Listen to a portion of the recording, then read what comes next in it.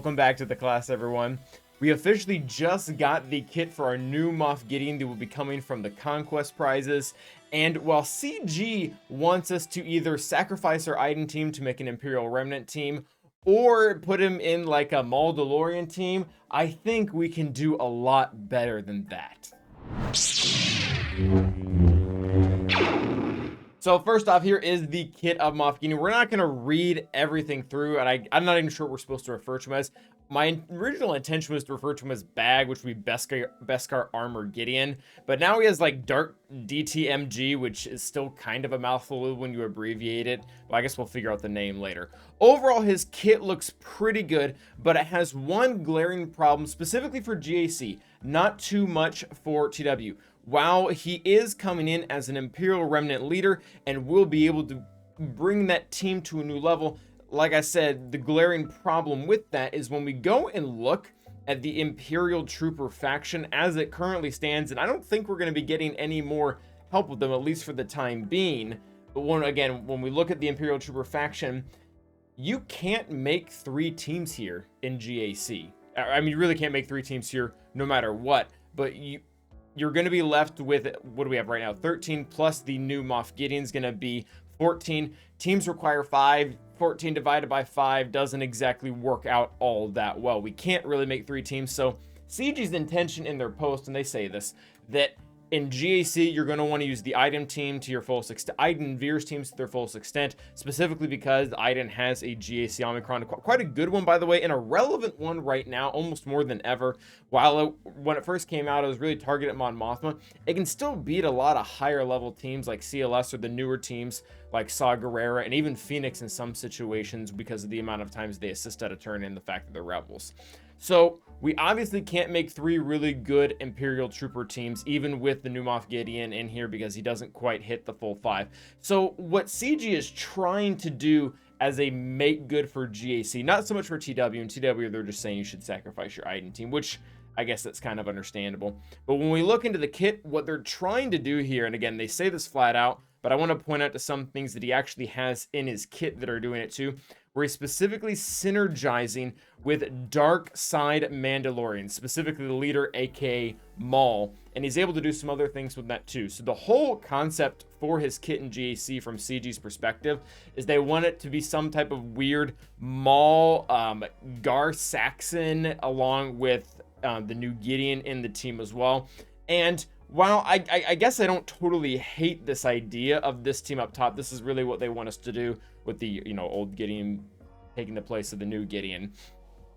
I don't ever want to use Maul on a Mandalorian team. I understand the people that do who don't have Lord Vader. That makes perfect sense. It is an amazing team.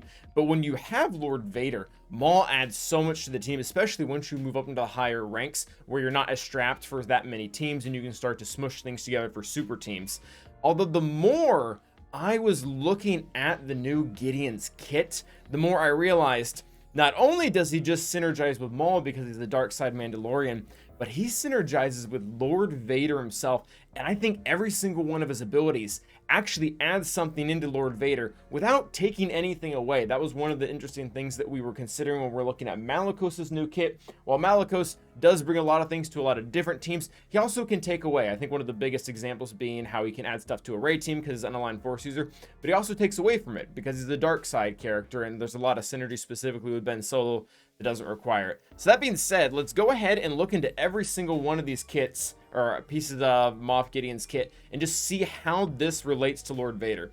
So his basic says deal physical damage to target enemy, gain 1 stack of insight at the encounter, and if the target had daze, offense down, or stagger, stun them for 1 turn. This attack deals 10% more damage for each debuff on target enemy. So already 2 huge callouts here. The enemy or the Lord Vader team already has ways of dazing and putting out offense down between Maul and Lord Vader themselves, pretty much the core units of the team. So you're going to have an opportunity to stun quite often. And on top of that, the Lord Vader team just loves to put out debuffs. Lord Vader himself has like 4. Again, Maul has some, Royal Guard has some, Vader has some that are even different from that of Lord Vader's. So you're going to have a lot of opportunities, and I don't really know if he's going to be the damage dealer, but this is going to take advantage of this kit quite well. And again, this is specifically for GAC because Territory Wars, you're probably going to want to do something with remnants. His special is deal physical damage to all enemies and remove 10% turn meter for each stack of insight on his insight on Dark Trooper Moff Gideon, which can't be evaded. Moff Gideon loses all stacks of insight. That one isn't actually as relevant to the team. I mean, removing turn meter is always good, but that's not really specific to any team that he would be on in the first place. The next one, though, this does have some stuff. All allies gain accuracy up and defense up for 3 turns. He taunts for 2 turns, which can't be dispelled. So Maul really doesn't have an issue getting his tanks to taunt. Even if any Empire character on his team that is a tank is going to taunt immediately to begin with, and then on top of that, once that taunt is dispelled, they get a locked mark, which also can't be dispelled. But having this extra layer of taunting on top of it, guaranteeing that you can't get to important characters like Vader, like Thrawn, like Maul, like Lord Vader himself, is a nice added on bonus. And one other thing that I don't think it's called out enough, because not really a lot of Empire characters do it for Lord Vader, but Lord Vader and his team, they get stacking mastery per buff. It's one of the reasons why Piet was originally said that he was going to go with him, and we don't really like to do that because the Veers Trooper team is still really good.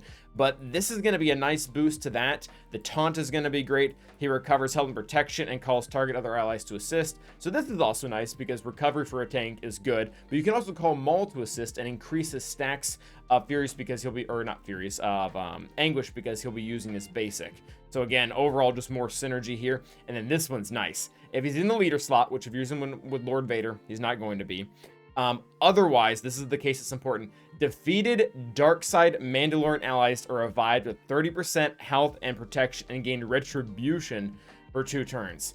So basically what this means is, if you don't kill Moff Gideon first, if you bypass the tanks, let's say you're using JML or JMK, and you can ignore taunt now, awesome. You're going to go and you're going to kill Maul. You kill Maul, great. Not only are they missing Maul's damage, but Lord Vader also isn't getting ult as fast because he doesn't have Anguish and he's doing damage to himself.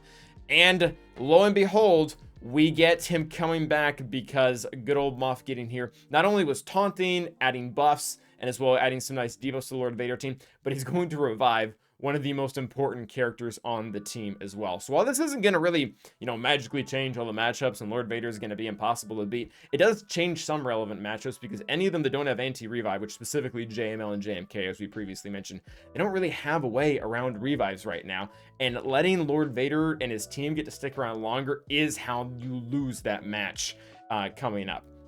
And then finally, he just has a really nice unique here where he gets a bunch of critical avoidance, defense, and a bunch of other stuff. This isn't really super relevant to the Lord Vader team because he specifically calls out a dark side Mandalorian as an ally. So yeah, he doesn't really need all those, or he's not going to get all those boosts. That's not really relevant. And then his leadership, again, that's more so territory wars side. But I'm excited for him specifically for that reason. And I know one of the questions, or one of the things that a lot of people might be thinking right now is, oh great, another Lord Vader lifter that everyone keeps talking about.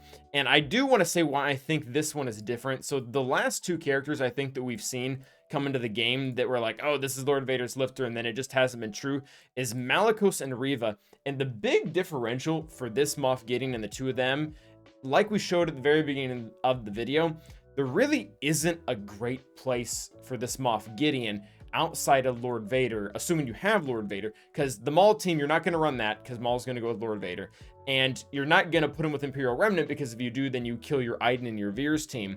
That was not the case, for example, Reva or Malicos. Malicos is doing amazing things under Seer Lead right now. We just got the win results from the first week, and a lot of the counters that we assumed were doing really well, like General Skywalker, Reva, and Starkiller, were actually only at somewhere between 30 to 60% win rates. And maybe that'll get better, maybe it'll get worse, we don't really know right now. And then Reva as well. Reva does make the Lord Vader team better and or harder to beat, but at the same time, Inquisitors with her beat a slew of Galactic Legends on their own. So we don't really have this other problem when it comes to giving our new Gideon over to Lord Vader, because he's not going to have, at least as far as we can tell, his own team that's also going to be going and beating other teams at Galactic Legend levels. He can actually just sit with Lord Vader, be a good tank for him, buff them up so they all get mastery, revive Maul when it needs to, just be a general overall Empire character that can help feed into everything that Lord Vader wants to do. I guess we didn't mention that directly, but since he is Empire, there's none of Lord Vader's kit that he's going to miss out on. He's only going to be able to add to it with everything that his kit is going to be bringing to the team. So that is going to be today's video. Thank you guys for watching. Let me know what you think. And until the next time, stay awesome.